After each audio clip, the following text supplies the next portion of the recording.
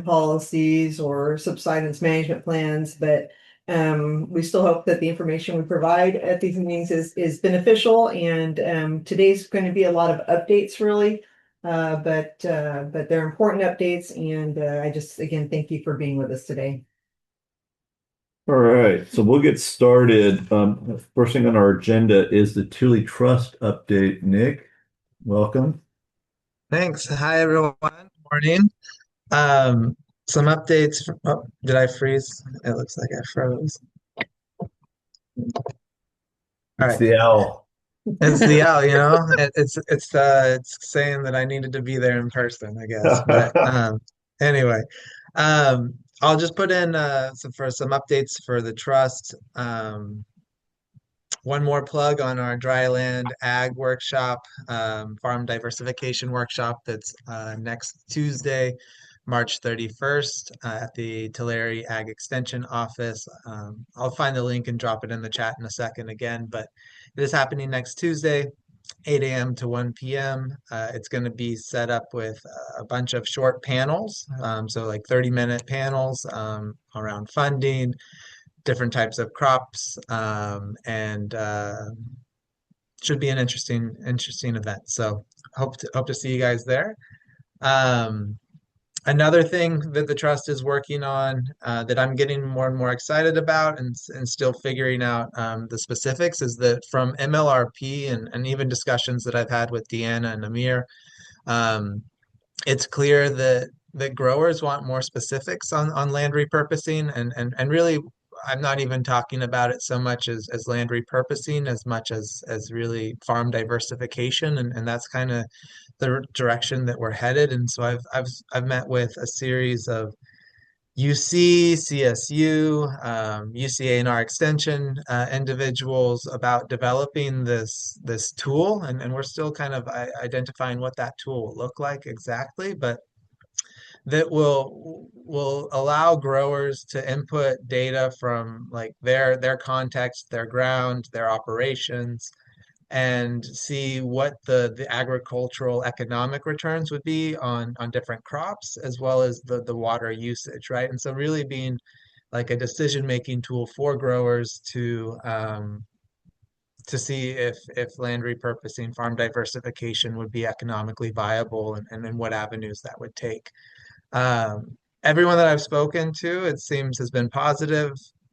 Tool doesn't currently exist, and so I'm meeting with like a steering committee of that initial group later today, I believe, or tomorrow, so that we can kind of talk about next steps. And I think we're going to have possibly some workshops or focus groups with growers to understand how such a tool could be useful and what we would need to think about in designing it.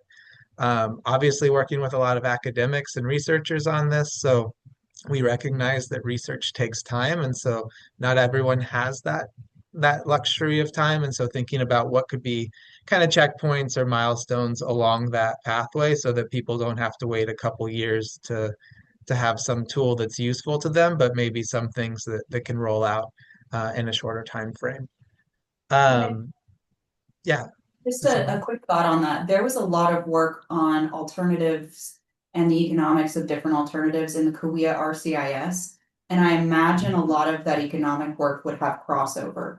And I okay. think EDF is your MLRP statewide support entity, and they were involved in that effort. You may have some good data for you. Okay. Yeah, no, we'll check out to them. Um, do you know if that was crop specific, like landowner specific Some of kind it of thing? was comparison of different crops and changes in cropping. Others were more like, if you did this kind of habitat, it would look like this, or if you did solar, it would look Mhm. like this. But it was more regional estimate, not actual acre specific. Gotcha. And yeah, so I'll reach out to EDF. And I know there are some other economics analysis coming out for the Cahuilla Subbasin. And that's where we're like, where I see this could be slightly different, right? Is rather than us coming to a grower with, say, this is a crop budget or whatnot, like them having the tool and the resources, and they could work with an extension agent, or if they wanted to do it on their own, or if they wanted to work with a consultant, they could kind of go through and see, for my very specific context, what are the different situations that could work for me? What are the different crops that could work for me? Because from what I'm hearing is it's that level of specificity that's really missing and being desired. And so that's what we're kind of hoping to dive a little deeper into. Um, and then I guess just flagging that I'm also speaking in early conversations with Pixley Irrigation District GSA about a voluntary land repurposing program, and I think they might have mentioned it to you, or there's some interest in maybe having that be something more sub-basin wide. And so I don't have a lot of details. I haven't had a chance to read the proposal that Travis shared with me, or kind of the initial guidelines, but that is something that we're talking about. And in terms of how we could, I know in earlier discussions we had talked about covenants and kind of the shorter term options for fallowing ground or whatever it might be. And so that's something we're looking into, and I'll definitely be talking to Deanna and Amir more about that as that evolves. And then just lastly, another thing is that I have been having more conversations with Allensworth Progressive Association around their agroecology hub, and what I'm working on with them is to better understand the water resource needs of the operations that they're looking to put into place, and then hoping to facilitate a discussion um, with all of you and Allensworth to figure out like how such a model could actually support the GSA, right, and help you guys achieve your goals, and also I think showcase to the state ways that we're supporting, disadvantaged communities, and also meeting kind of the groundwater savings that are needed in Tri-County. So just the preliminary discussions on that. I know we've had a lot of discussions with Allensworth separately, and I think again, getting to that level of specificity will really help us see like what is possible, what's feasible, and how it works within the greater kind of GSA context and water availability context. So, So um, Nick, this is Kathy. So you mhm. know that Tri-County through Geosyntec is doing a MLP water security. Are you aware of where that's going? I can fill you in on that. Because there's a lot of things going on right now. Mhm. So I'll be happy to work closer with you and the trust on some of the things that are ongoing right now. Mhm. Okay. No, yeah, that sounds good. I have very limited awareness on that project, but I know that we are talking with Allensworth and Conservation Fund about potential acquisition and easement opportunities, and so that's something that I think um, also ties into this. Yeah, let's coordinate on it because there's a lot going on and I've spent a lot of time working with them over the years, and we've got a pipeline study that I just found out about from another consulting that was done back in 2019. So there's a lot. So we'll work Nick, together. Awesome. Nick, there's some funding available that Tri-County already has in place through MLRP that funds people like me to help on that issue. And so there Mhm. are a lot of resources available. And that, I think that's what Kathy's also getting Yeah. at is so Kathy and us are resources that we can all work together. So I think there's some real positives in having that communication with you and us and having that discussion. Yeah, no, and I would just add, and I see Takoa joined as well, and so I'm not sure how much you heard before Takoa, but I'm talking about our recent collaboration, our conversations around Allensworth and Truly Trust and Conservation Fund. And so, yeah, I do think that there's a huge opportunity to discuss more with Pixley Irrigation District, who's the prime on the Tule MLRP project, to see what opportunities exist to have this be a potential MLRP project in addition to the community allocated funds. And I know there's also a potential for a floodplain project. So I think that there's a lot of opportunity to check a lot of boxes here. And so there's just, I think, a lot of value in furthering that conversation so that we can see how it could make sense for Tri-County, right? Because obviously there's a lot of complex moving pieces and parts to all of this. Yeah, we agree. Yeah, I was All just going right. to say thanks, Nick, for bringing that to the forefront, bringing that project, because we do have a number of projects that are constantly moving. So yeah, thank you for bringing that to the forefront, and yeah, I just wanted to acknowledge you on that. Thank you. Awesome. Thank you. And then I know I'm dragging this out, but I'll just say one last thank you to Deanna for giving me some of those talking points. I was in Sacramento last week for the California Council of Land Trusts Advocacy Day, and so I did sprinkle in a few of those points as I was talking to staffers and legislators about kind of the conservation needs and ag needs down here in the Central Valley. So thank you. Thanks, Nick.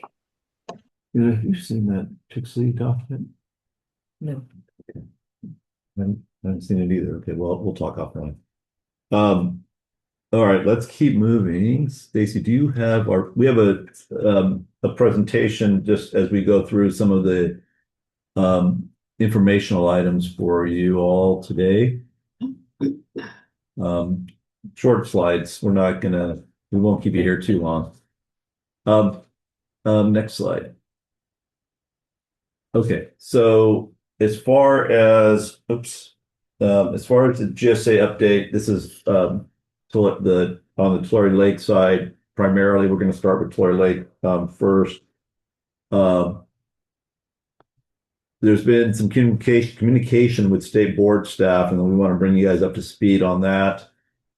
Our last call with them was on the 2nd of February, on the 9th of February, excuse me. And there was some discussion in that meeting.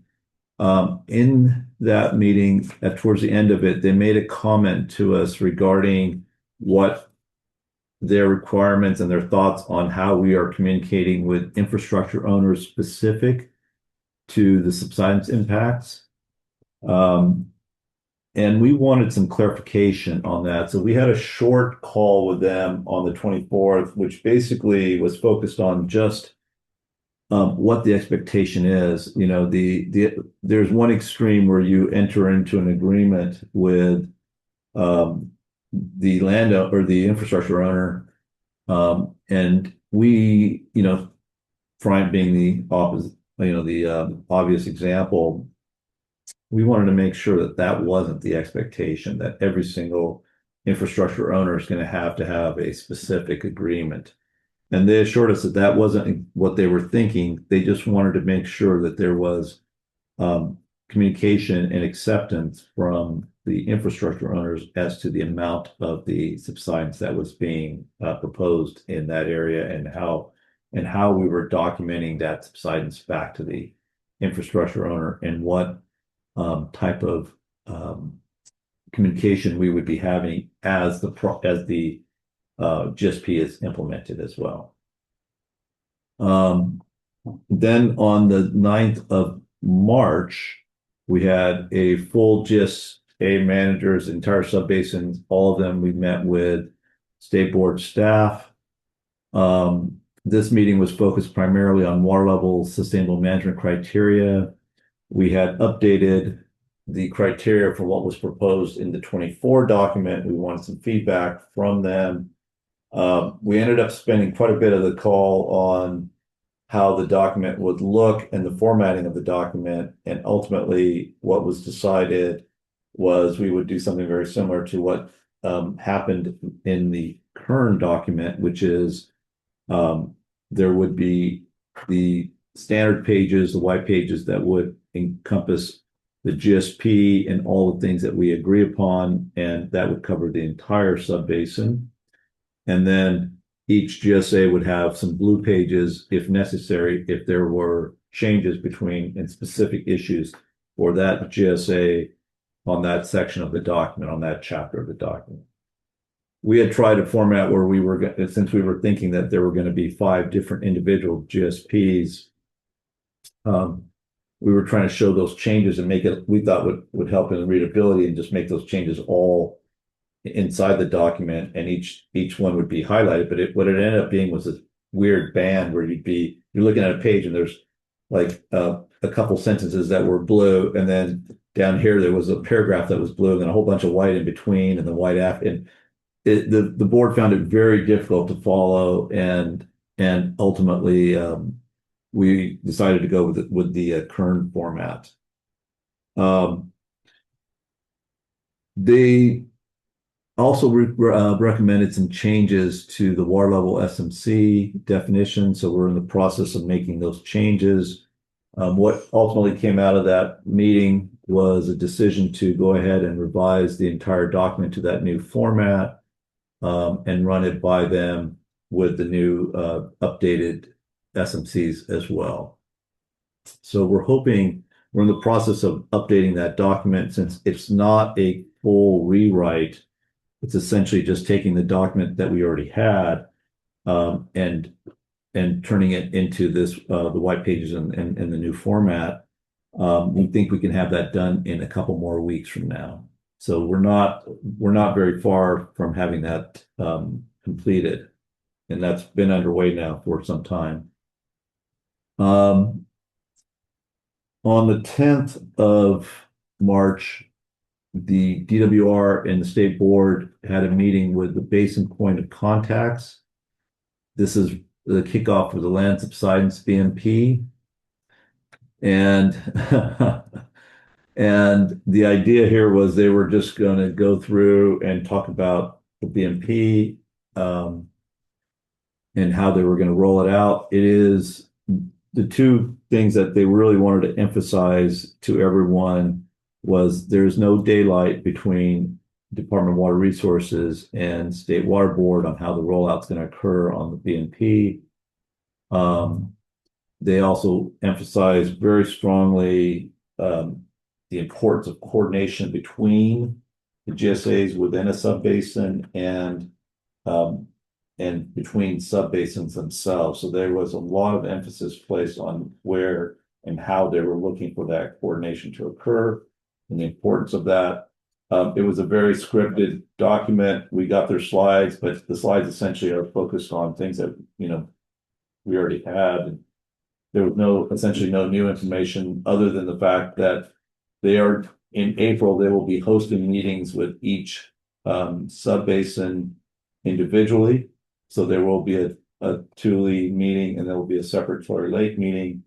If they feel the need to have regional meetings, those would follow, and the idea then DWR would communicate with the different subbasins and facilitate those regional meetings between the subbasins.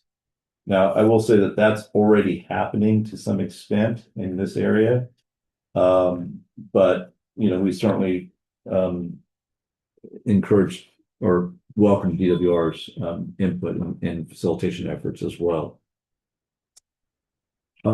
Next slide, Stacey. So a couple more things on Tulare Lake, and these are actually fairly significant. We had a meeting of the Tulare Lake GSA managers. We understand very, very clearly that we were uncoordinated on sustainable yield and on how subsidence was being handled across the subbasin. I know some of our committee members or our advisory committees for that subbasin have been concerned about that. So we got together, we had a very focused meeting on coordination. We talked about this in detail. Ultimately, what was decided is we are going to take the Ludorf and Scalamini model that was prepared in 24, and we're going to update that model. The specific requirements that we're going to have with them is we want to have a sustainable yield by GSA and by aquifer coming out of that model. That's the question that we keep getting asked repeatedly over and over and over again. And that's the question that we need answered by the model. Stacey. Well, it looks like you have evaluate critical head on there as well. Or is the critical head evaluation going to feed into the update on sustainable yield, or will that be done absent the critical head evaluation? No, they'll be working together. Yeah. And most likely it's going to be the same firm doing both. Thank you. So the idea, the biggest issue in Tulare Lake has been that the sustainable yield value that each of the GSAs have been using has been different, and it's been uncoordinated, and we need to get that issue addressed, and this is going to be a big step towards that. The other thing that came out of that discussion, as Stacey Ann already mentioned, is that we also need to start looking at how the subsidence BMP, the best management practices document, is going to be incorporated into that, how it's going to also then affect the sustainable yield value, and so we're going to be performing the 1D modeling. When you look at the work that State Board, DWR included in the document, most of the wells in Tulare Lake are on the on the exterior of that subbasin that they did the modeling for on the existing documentation. And so we're going to be going through there and looking at that across the entire subbasin instead, and that'll feed into the updated groundwater model. So that decision was made. We're going to have some communication with the modeling firm and get back to the GSA managers on a timeline and budget for that. The 2026 GSPs I already mentioned, we're in the process of updating that. Of course, the effort from the modeling efforts will then be incorporated into it, but we can make pretty good progress on the GSP and move forward on that quite a bit as the modeling efforts are being done. So they can occur concurrently, and that's the plan, is to keep that moving forward. Next slide, Stacey.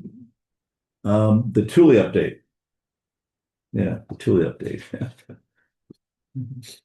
So last Thursday, as you're probably everybody on this call is well aware of, Tri-County and 7 other GSAs had submitted exclusion requests from the fees to State Board. Last Thursday, the State Board staff issued their staff report on that evaluation of that request, and they were all denied for all 8 GSAs. That's the staff recommendation, is to deny the exclusion request. The document goes into considerable detail. It's about 45 pages, something like that. It goes into pretty considerable detail about their thinking. It goes in quite a bit of detail about some of their recommendations on how to update and modify the policies and the GSPs themselves. It's probably more prescriptive than any document I've ever seen from the state led staff. In some cases, they make some very clear recommendations as to eligibility requirements for well mitigation programs. They go through and talk about why some of these changes need to be made. What was clear is that the bottom line is that while they said that we had made some progress, that they did not feel that the overall implementation would achieve sustainable the groundwater management. That was the bottom line. They talk quite a bit about the fact that the lack of coordination on these plans.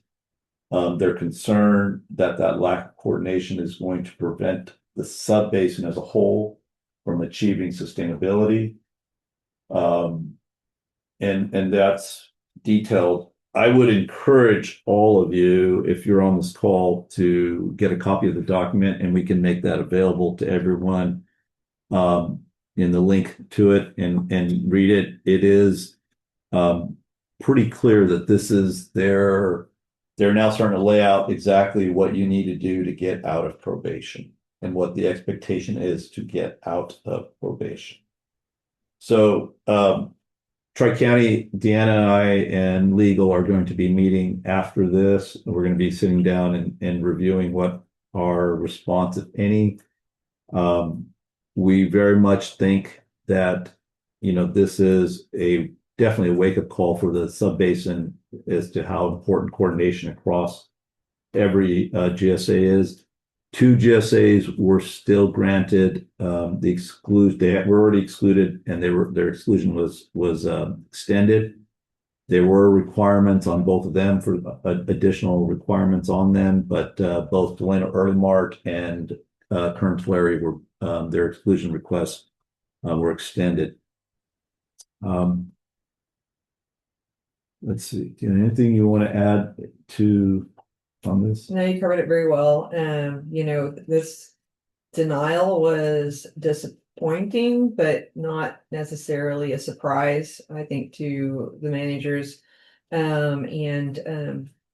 I do believe we will offer some response. There are some clarifications, if nothing else. There were a few things in there that we will want to clarify with the state and add some context to.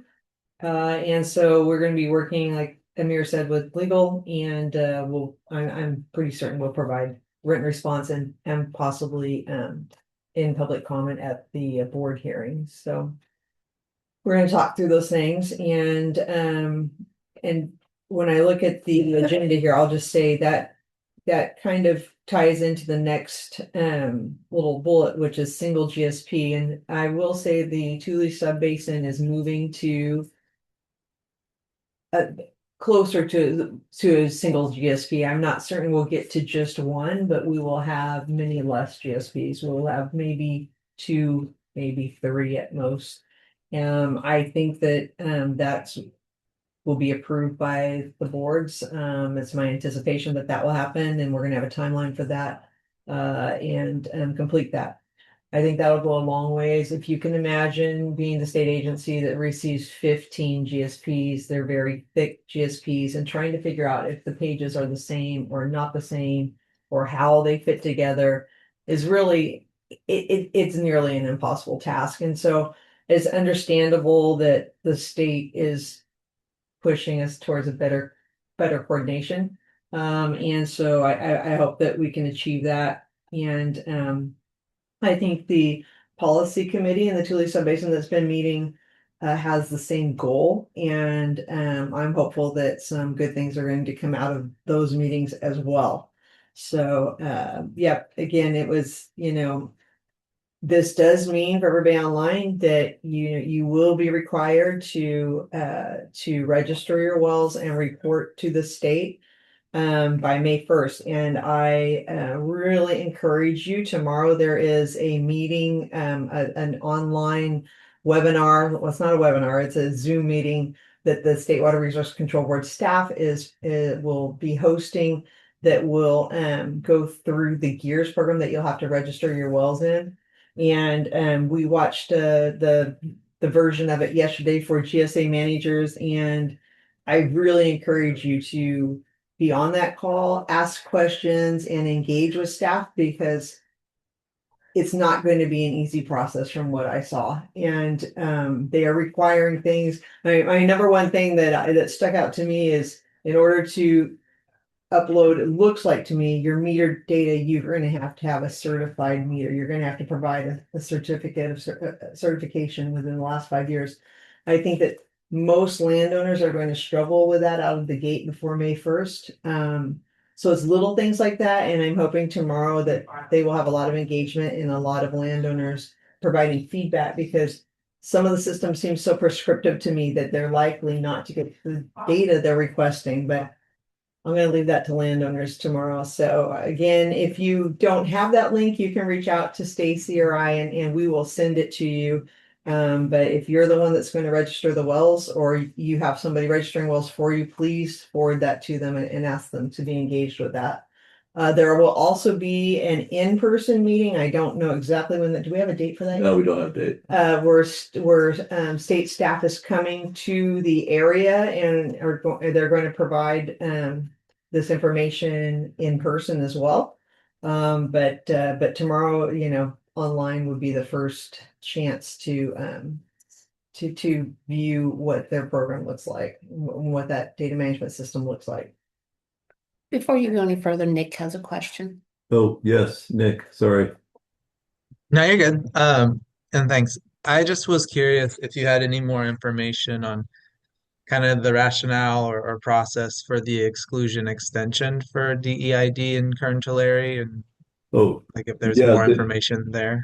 yeah, they issued a whole separate staff report for those two agencies, and they Mhm. laid out very clearly why they were granted the extension for both of them. It's again, It has a lot to do with water budget. Yes. It's just frankly, both have the best water budget in the sub-basin. That's the number one issue. They did recommend that some more data be gathered, particularly in Delano Early Mart, such as metering and well registration. Kern Tulare already does that, so they already have everything registered and metered. But they did for each of those districts provide a pretty significant report that you can find and read as well. yeah. And Okay. before we move on from the reporting, Tekoa still online? Tekoa, I sent to gosh, I can't read, it's your engineer and I believe the CSD manager, but if they don't have it, or if you speak to them, Allensworth will still need to register their wells and report, and then you can apply for an exclusion so that you won't have to pay the fees. But you have to report the wells and into the system and report your metered use on time in order to request that exclusion. If you guys need any help with that or have any questions, please reach out to me and I'll make sure to get you to the right spot so that you don't miss that exclusion request. Perfect. Thank you so much, Deanna. And that's through the ACSD, correct? Yes, that's correct. Okay, Yes. perfect. I'll make sure I pass that information. Thank you. Okay, thank you. Just Did they mention anything like, because I know that Lower Tulare, we had talked about this, Lower Tulare was asking if they could submit ET data. You can submit ET data. What did you hear on that yesterday, Amir? I mean, they need the raw ET data and your crop land use, land use. right? Yeah, was that it? And then your calculations of how that was converted then Yeah. to groundwater pumping. But in order to do that, Myron, for the GSA to do it, I have to ask you for your correspondence ID. Every single person who the GSA uploads the data for has to provide their correspondence ID. So that's every single landowner, right? Then I have to go in there, enter each correspondent ID individually.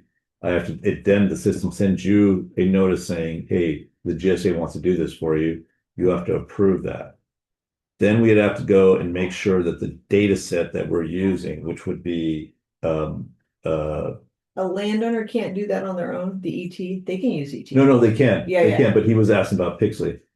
No, well, I'm talking about, they're doing that, I believe, on behalf of their landowners. I'm wondering if we can use ET data. When you say we, are you talking about the GSA or Well, that's Tri-County. Yeah.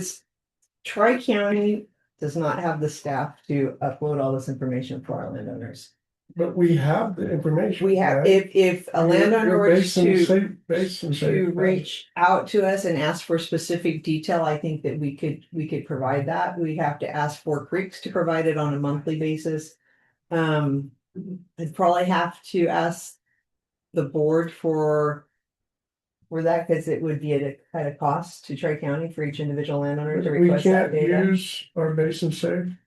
An individual landowner can go in and look at their information and use that, I believe.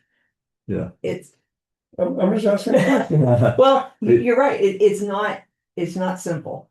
And how would you utilize if you were a landowner going into Basin Safe? Okay, I'm I sorry. mean, I'm sorry, I'm still confused. Myron, it feels to me like you're asking if the GSA can upload the data on behalf versus, Well, the GSA obviously has it as well, right? But what Yeah. I'm saying is, without knowing anything about the GEARS program, because I don't, right?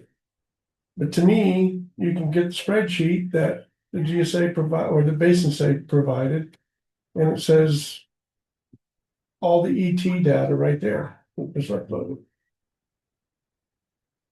it's not Not that. quite that simple. I'm- Yeah. Well, it's not, yeah, I wish it was too, and that's what we were hoping. And we were expecting to have that conversation with state board yesterday when they went through but when you actually walk through the presentation. And there's a whole bunch of steps that have to happen for the GSA to be able to upload that data. And it becomes very. Landowner, But Myron, I think what Myron's asking is how could they get the data from Basin Safe and utilize it themselves? Yeah, they can, absolutely. The Basin Safe data you have will Yeah. be, because just yesterday, I printed a whole report of 2025. yes, And it shows every month yes, how much water I used. yes. Right? Is that as simple as you could upload to the GEARS program, or you don't think so? It's a chunk of what Gears is asking for.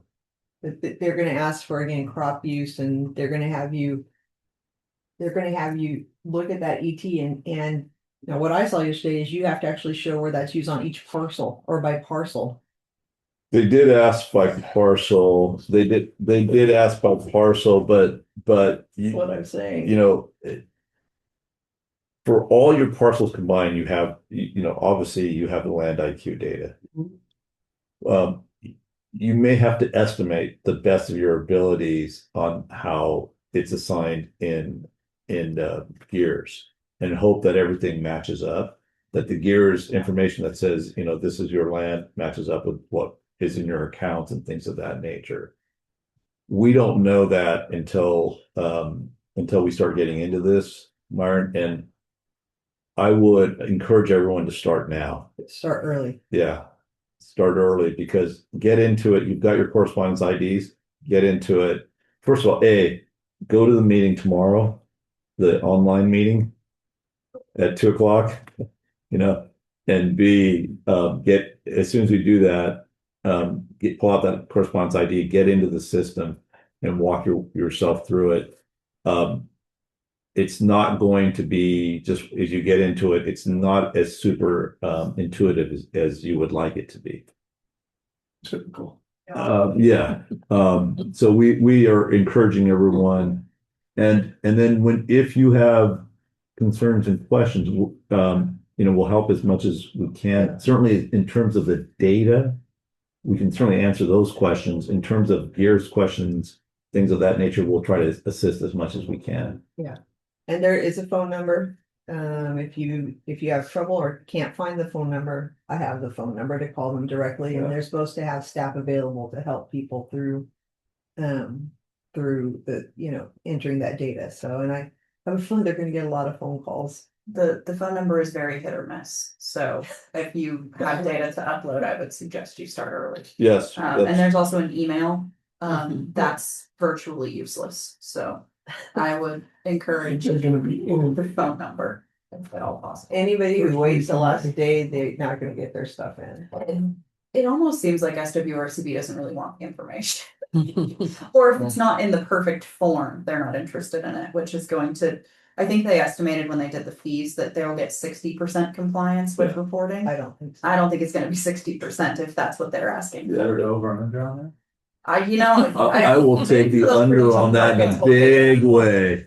You know. Isn't there platforms where you can bet on different things? Yeah. It's true. Yeah. I used to say in the agencies, because I worked for an agency for a long And time, you it put was some money- always, I guess knew what I I'm put some money thinking. on these things. And guess what, and you have to guess what I'm thinking and what I want from you. They've laid out a data management system that is asking for a lot of data. And what you find out, because we've been going through this with Law Registry, there is hit and miss data, and you have to take the best of what you can get.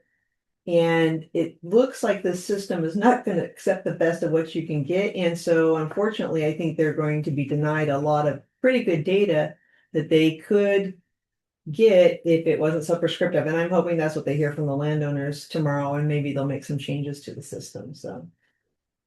I can see a lot of people starting, getting their account going and then just giving up because they just said, It's just too much. The amount of farmers that have ADHD and are gonna hit that wall is astronomical. Of like, I'm gonna do the task right now, I'm sitting down to, and I mean, I'm speaking for myself, right? You sit down to do the task requires 8 other things, task is no longer. Well, and number one, the first things, I got in, and the first thing is you have to upload how you got your data or your Yeah. certificate of compliance. I don't have those things. Right. So you immediately get derailed. Yeah. Right. That's what our point was. It's great. They're used to working with other agencies or big Yes. government agencies, like or districts or wastewater treatment plants or someone like that, or ExxonMobil, right? Who have resources and people and departments that are focused on those types of things. And when you have to do this as a sole proprietor, it becomes a whole different ballgame, right? And Julie's right. You're going to hit a wall at some point. You're going to go, oh, darn, I have that data somewhere. I'll get back to this. And that's where I think a lot of people are going to start and stop.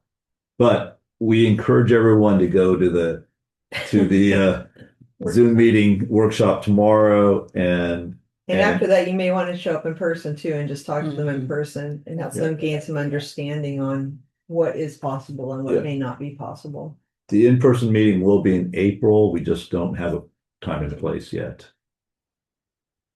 Okay, Stacy, I think the next slide, I think we've already covered much of it. We already talked about the single GSP.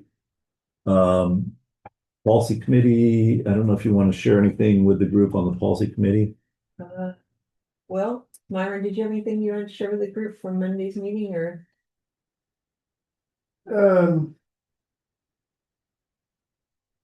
Not specifically to the meeting, but I did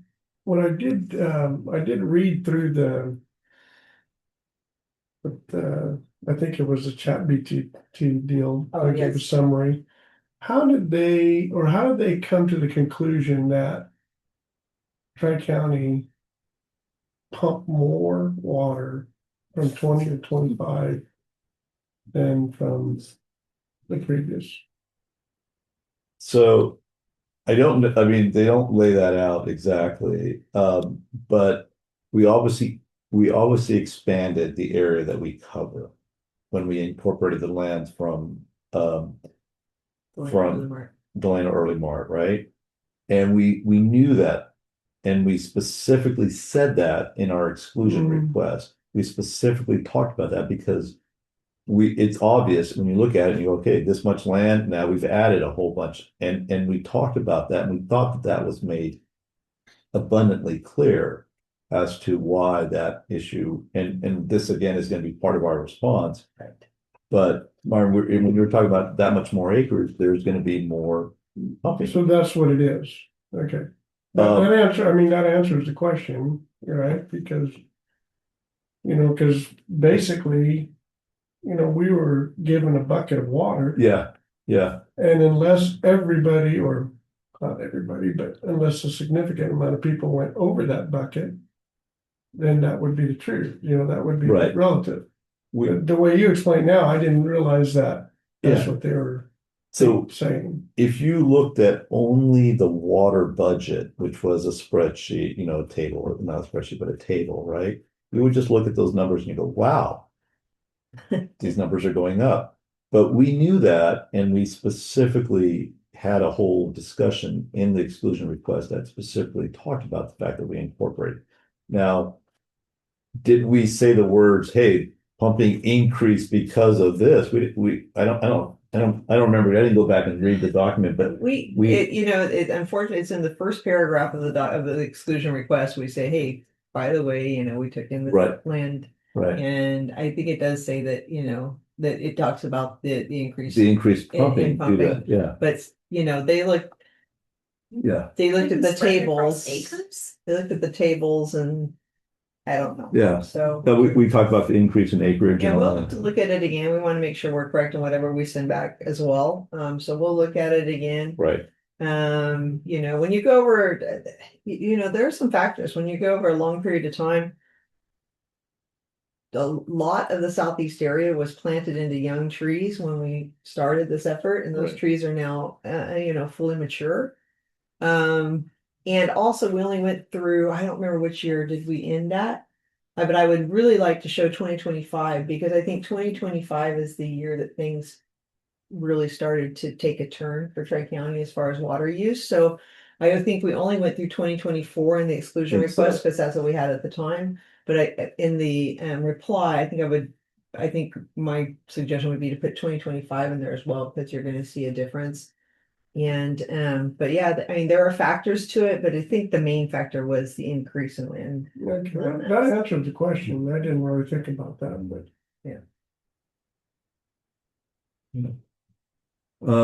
Okay. I'm going to keep moving. The groundwater quality memo. This is the groundwater quality memo for the entire subbasin. Four Creeks is working on that. There's input from all the other GSAs. There's comments back from State Water Board, and those have been incorporated into the document, and they're sending out, or they've already sent out a new draft for everyone to kind of review. So we're moving. I know it's actually talked about in here in the staff report where they say, hey, you need to have a groundwater quality. And so I was surprised because they know that we're working with them on this. And that I read that as well. Yeah, The groundwater deal, I didn't think it was a big issue with us, but. The groundwater quality issue. Yeah. Well, I think they want to make sure that there's a plan for that and a mitigation plan for that, and it's being addressed, and it's been ongoing discussions for some time. What they call the Southeast Subsidence Study. This is work that Tom Harder had proposed or had submitted a proposal on to review and establish the minimum threshold for subsidence along the border for Delano Early Mart with Tri-County and with Pixley. And Eastern Tulare. And Eastern Tulare. And Sumter and Tulare. And Sumter and Tulare, okay. We felt that study should be expanded to cover the entire subbasin. You know, at the end of the day, we said, okay, listen, if we've had this conversation numerous times, as long as the study includes the actual pumping from the actual wells, then, you know, we'd like to move forward with this. It's Sausalito, I believe, then submitted their comments separately, and they went back and said, no, this has to be the entire subbasin, which we agree. We just didn't think that was an option, and we didn't, and so that discussion took place. Delano Early Mart, when they found out that it was going to be the entire subbasin, had some concerns about that and would like to comment on that. I haven't seen those comments yet, but my understanding, Myron, is that issue was brought up back to the policy committee as well. And I think that was discussed. And I think basically what Harder did is in the scope, he kind of axed Delano Early Mart even out of all the verbiage and stuff, right? So it's just it's going to be a much broader scope, yeah. But they included the language about using the actual wells. Yeah. There was some concern from, you know, again, from some of the GSAs about providing that data. And we're like, you know, Tri-County's view is, hey, look, we did all this effort and time and money to spend to get our wells registered and understand exactly where they are and geographically where they are. And everyone else knew that and should have been doing that. And we've been beating that drum of well registry for some time now, as you've all heard us. And in fact, it's also discussed in here as the compliance rates and everything else that are discussed in here. Here, I'm sorry, for those of you online, is I'm patting the staff report that's on the table in front of me. It's a lot more than 45 pages when it's sitting in front of you. I know. Yeah, I guess it's It's a book. it's a book. So Myron, I don't know if that subsidence study, if the policy committee had a recommendation back to Tom, or I think as far as everybody there, Yeah. they're on board with it except for Delano. yeah, okay, that's very much the way it was left with the technical committee as well. And you know, he had the other issue, well, I don't know if it's an issue, maybe it's, but yes, because Sausalito wanted to be included for their part, then there's a certain step that they have to take, right, to kind of get the ball rolling on Right. their end in order for that. He mentioned that to Yeah. them, so. Well, we are willing to move forward with the study at this point. Our board approved the study. Our board approved it. Yeah. I did relay to the sub-basin if they made significant changes to the study, then it would have to come back to the board again. So because there's still red line versions of it going around. So as long as the, red lines are semantics and, just some different changes, that's fine. But if it becomes very different on a technical level, then we'll likely have to look at it again at a board meeting.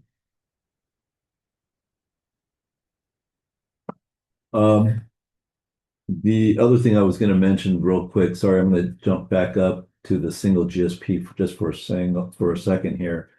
What I was going to say is that's not as hard as we all think, because most of us that apply for this exclusion, we use Tom's documents and some of the memos that Tom had prepared on. So our coordination is already there on the subsidence MTs, on the the other sustainable management criteria. And so it's not as much work as it sounds like getting to a single GSP. A lot of that work has already been done. Yeah. Now, those people who didn't use it, they may be the ones submitting their own, but that's up to them. So I think we're actually fairly close to getting coordinated. If the issues that they brought up in here that are not coordinated are policy issues where we had a mitigation policy or other things like that. That can happen concurrently while we're working on the single GSP, but we do think we can get to a single GSP fairly quickly. Okay, the groundwater flow model. I don't really know if we have much of an update on that. Tom didn't give much of an update on that, but as we get more information on the groundwater flow models, we'll be sharing that with this group as well. Stacy, next slide. Oh, the easement and land covenants. I think that's the next agenda item. And one other thing I was gonna comment on the domestic well mitigation. I think everybody's pretty much on the same coordinated on that, and then they're gonna have a big chart on who's gonna put what in for the mitigation amounts, I should say. Yes. And nobody really had anything negative to say about that. Yeah. And just so you know, we are going to, it's at the end here, but we're gonna have a special meeting on April 8th, and we'll consider that for approval, the mitigation chart. I mean, there's some GSAs that, of course, are gonna be putting in a lot more than others, and I wasn't too disappointed with ours, I guess. Right. It's less than what we have budgeted currently, so. Right. And it's only used if, it's the attribution process says that, within Tri-County or it's Tri-County's pumping that caused this well to go dry, or water quality issue, or whatever the issue may be, related to groundwater pumping. So then we only reimburse the pot for what is used on our behalf. So I think, in essence, it doesn't really hurt us. And if that's what it takes to show the state that we have a funded policy and it's coordinated, then I think it's important. And they, in the staff report, pretty much say that they would like to see that. So, or they, not pretty much, they definitely would like to see that. And, yeah, it's Myron, like you're on the policy committee for the basin, right? So is that one representative from each GSA on there? Craig and myself. Craig and yourself. Is that the organization that's going to drive the kind of critical path of getting the basin out of who's pushing this process to get us coordinated and out? Then is it gonna be up to this group? The policy group is tackling the the points Right. that are sticky in the So they're, sub-basin and I they're, asked with this critical path, which Yeah. are pathways to get us out, yes. which you have identified of the certain areas. You know, that we, We're supposed to All all know. agree on Yeah, behalf of right. the GSAs. how do you feel, I mean, what is our? I don't want it to go to litigation, are we gonna get this pathway out? I mean, I think so. I mean, it just depends on if the state wants to completely exclude Delano Earnymore out of the deal, because that Yeah. probably is gonna have to be what happens.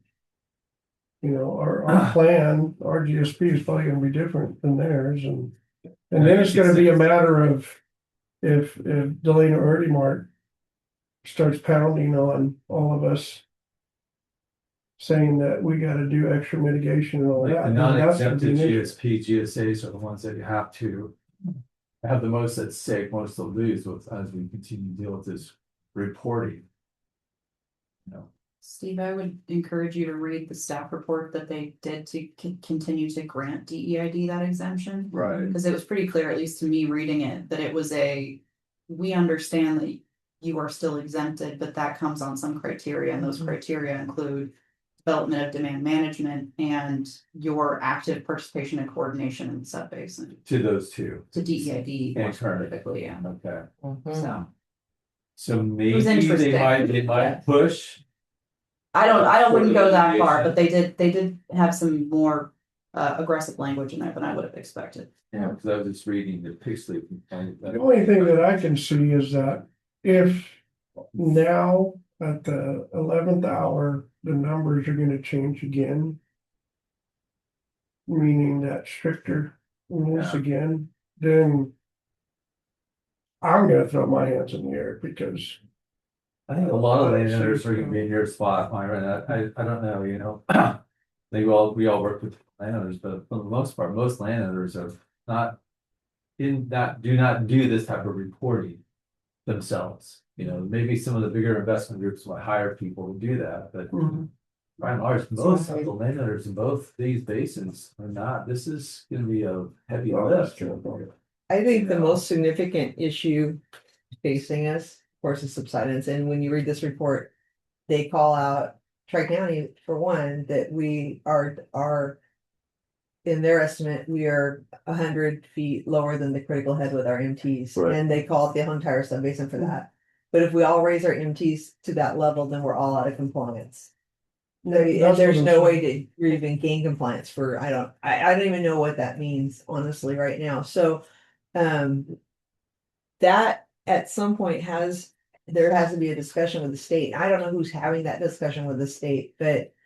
The critical head discussion, we can do the critical head studies, but to raise EMTs to those levels would just mean we're all out of compliance, and.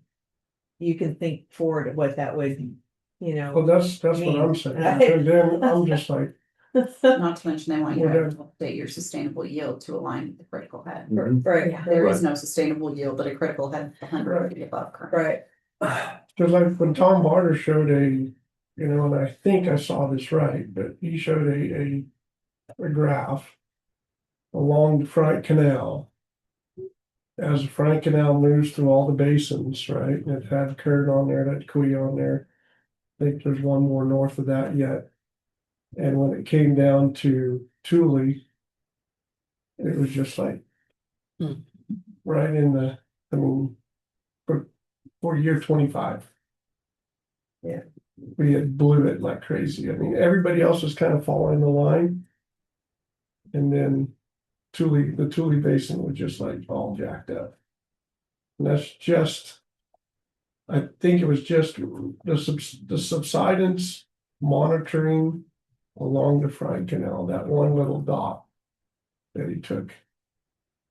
The Frank Canal has sunk something like, that area of the Thule has sunk something like 2 feet in the past.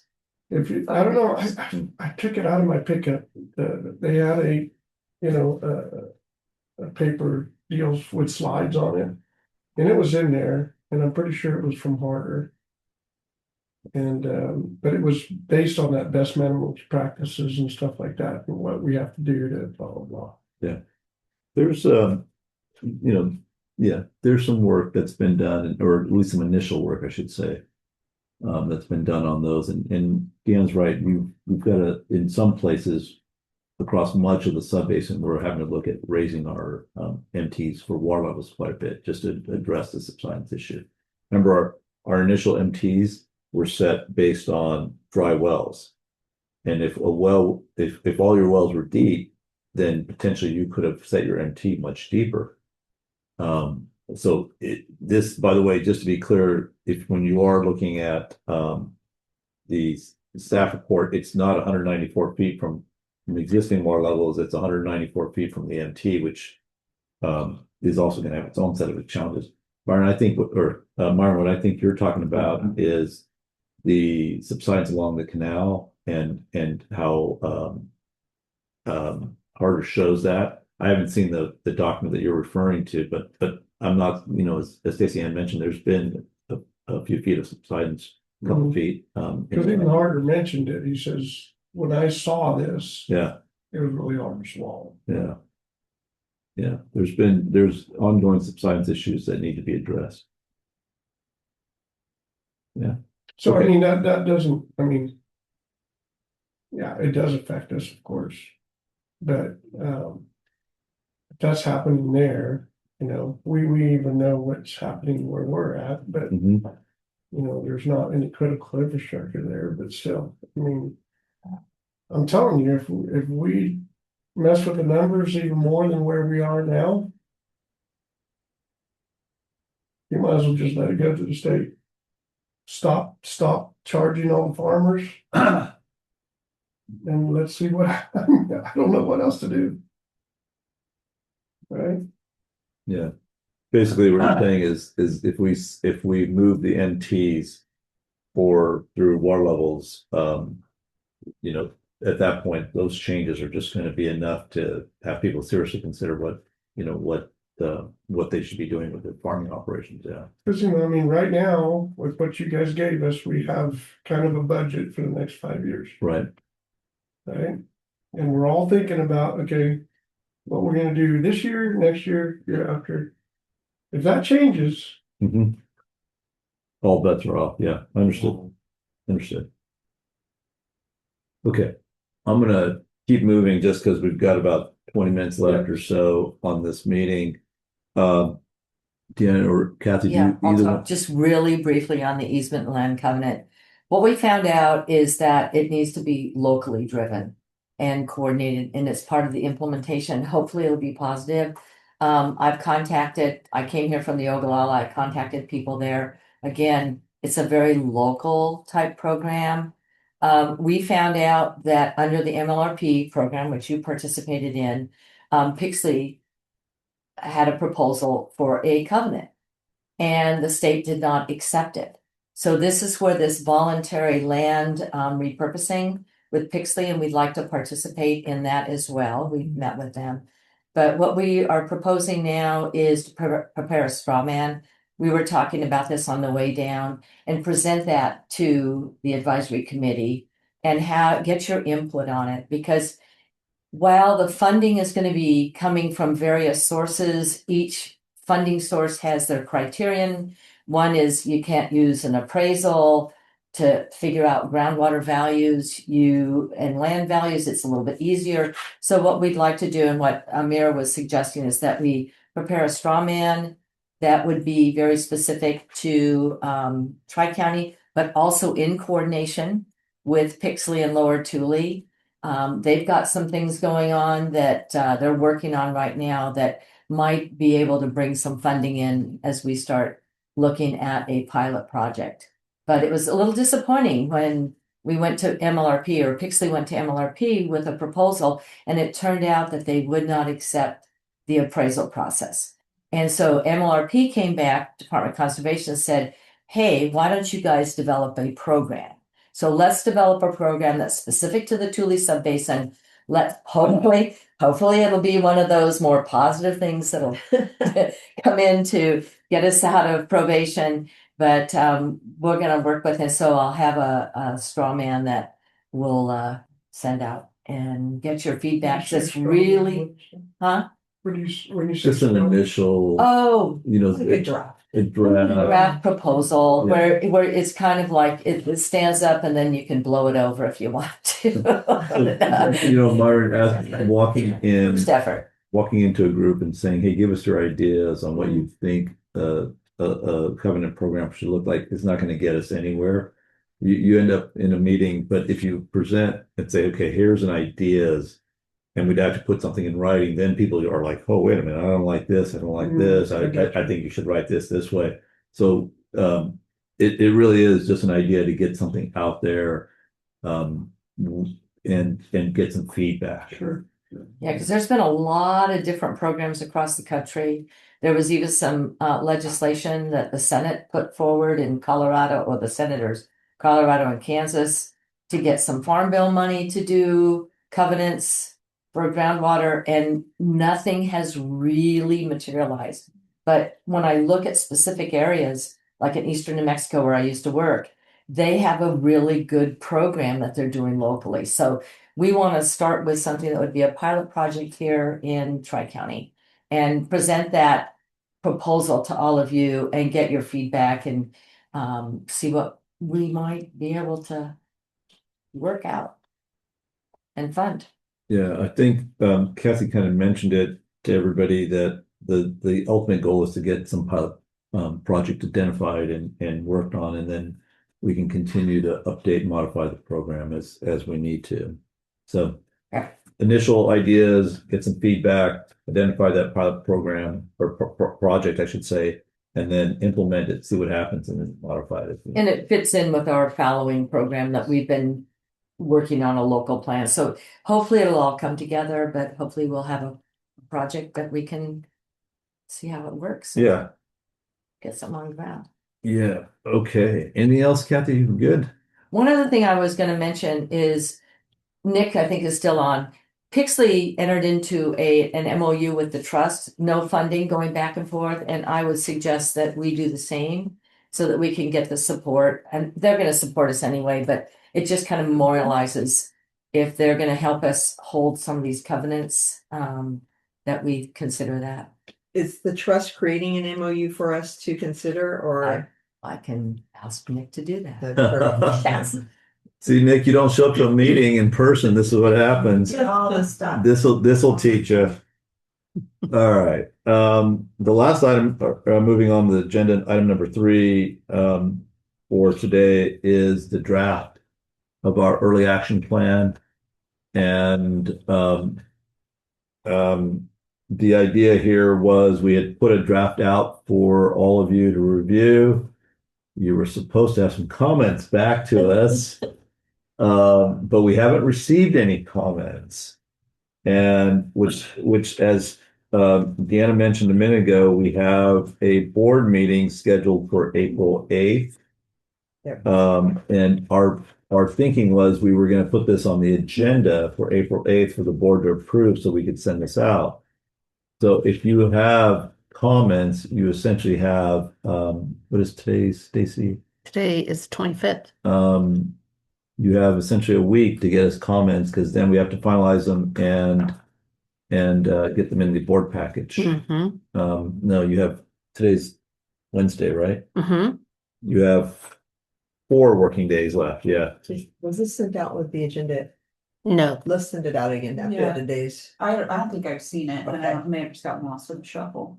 no, we had it at our January Yeah. advisory committee Yeah. meeting, and then It's just been a just while. kind Yeah, of, yeah, it's been a while, but we'll send it out again to everybody. yeah. Please. And please get us comments back by what would that be, April 3rd? Is that the Friday? The 3rd is Friday. Yeah, please get us comments by the 3rd so that we can get them on the agenda for the 8th. This is the early action plan is required by our subsidence management plan. And we do need to get this finalized so that we can then get it out and implement some of the issues that are on here. So as you all know who read the staff report, the state board is tracking implementation. They want to see that if you say you're going to do something, that you actually do it. So this is important for us to verify that this is being done. Again, do you want to add anything else on the early I don't think so. No. management plan? Okay. Upcoming meeting? Well, Oh, I'm sorry. I will just say on subsidence management plan in general, we just sent out to all the landowners that were affected by zone changes. So if your zone went from High risk to trigger one. thank you, Stacy, Mhm. high risk to trigger one, or you went into high risk, we sent out notices to you with information. So if you receive one, if you have any questions, please reach out to us and we'll be happy to answer those. Yeah, it's important everybody understands what the limitations are in trigger one and you're aware of those. So if you have questions and concerns, call Deanna, please. Because there are limitations in trigger one that are now in effect. Okay, upcoming meetings are, as Deanna already mentioned, there's a special board meeting on April 8th. You'll be approving that mitigation chart. We tried not to have it, but the policy committee keeps throwing stuff at me.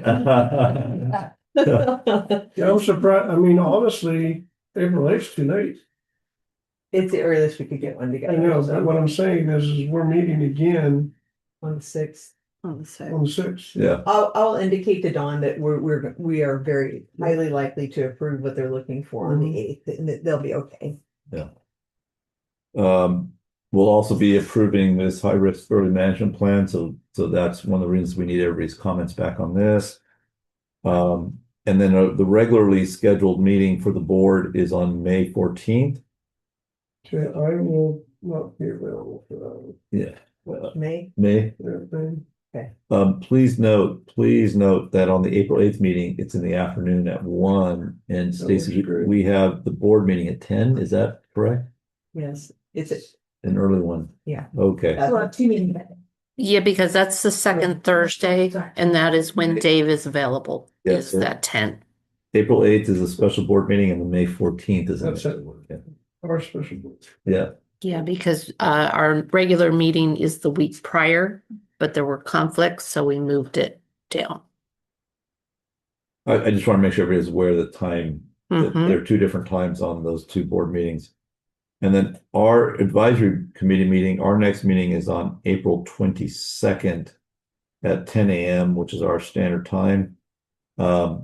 And we may be moving that meeting because I'm not going to be available on April Well, that's fine with 22nd. me because I can't make it. So April 22nd is the advisory committee. So we'll work out either look for a reschedule. either a reschedule or whatever makes sense. So we will let you guys know and so be aware of any, keep an eye out for any That's something communication. I probably want you to go to that day. Okay. All right. Anything else, before we wrap up?